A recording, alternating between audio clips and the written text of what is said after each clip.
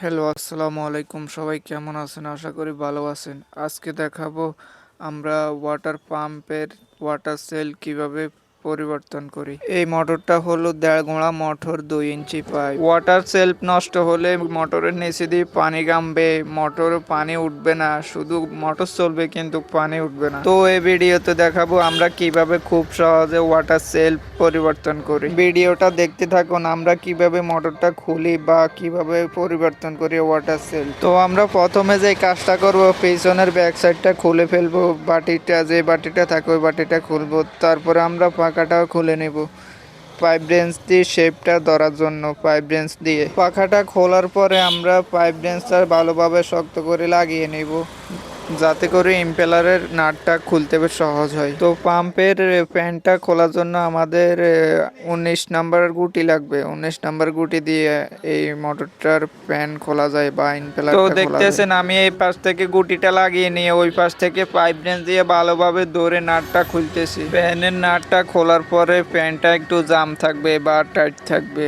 তো এটাকে একটু এদিক সেদিক করে পিটে নেবেন হাতুড়ি দিয়ে, যাতে করে খুলতে একটু সুবিধা হয়।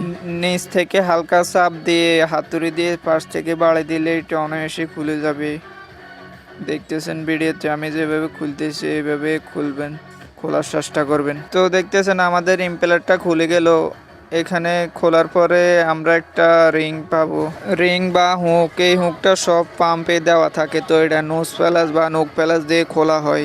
এই প্যালাসগুলো দিয়ে খুলতে সুবিধা হয়, এমনিতে খোলা যায় তারপরে একটু কঠিন হয়, কিন্তু প্যালাস দিয়ে খুললে অনেক সুন্দর হয় বা সুবিধা হয়। তো দেখতেছেন আমরা ওয়াটার সেলফের স্প্রিংগুলো খুলে ফেলছি। এখন ভিতরে যে রাবার আর সিরামিক্স থাকে, এটা খুলতে একটু জামিলাতে পড়েন, এভাবে খুলতে গেলে একটু কষ্ট হয়। তো এইভাবে খুলতে গেলে টেস্টার দিয়ে বা মাইনাস দিয়ে খুলতে গেলে একটু সমস্যাতে পড়ে খুলতে পারি না বা একটু জামিলাতে পড়েন। তো আমরা এখন কিভাবে এটা সহজভাবে খোলা যায় ওই পদ্ধতিটা দেখাবো। মূলত এইখানে একটা সিরামিক্স আর রাবারের ওয়াশার আছে, এই জিনিসটা বের করতে একটু কষ্ট হয়। তো আমরা যে কাজটা করব, পিছনের নাটগুলো খুলে শেপটা খুলে নেব। নাটটা খোলার পরে একটা কাট নিয়ে শেপটার উপরে বাড়ি দিব, যাতে করে পিছন দিয়ে বের হয়ে যায় শেপটা। বাড়ি দেওয়ার সময় একটা কাট নিয়ে বাড়ি দিবেন। খোলার পরে একটা মাইনাস বা স্ক্রুড্রাইভার নিয়ে ওই সিরামিক্স আর রাবারটা খুলে ফেলবেন খুব সহজে। দেখতেছেন আমাদের সিরামিক্সটা বের হয়ে গেলেও এখন রাবারটাও বের করে ফেললাম আমরা। তো আমরা একটু পরিষ্কার করে আবার এখানে একটা নতুন ওয়াটার সেলফ লাগিয়ে নেব। তো ওয়াটার সেলফ লাগানোর আগে আমরা মোটরটা ফিটিং করে ফেলতেছি নাট বল্টু দিয়ে।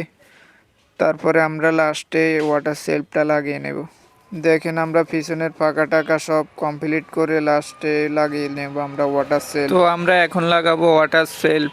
প্রথমে আমরা রাবার আর সিরামিক্সটা দোনোটা একসাথে থাকে, তো আমরা সিরামিক্সটা উপর করে লাগিয়ে দেব সুন্দরভাবে প্রেসার দিয়ে।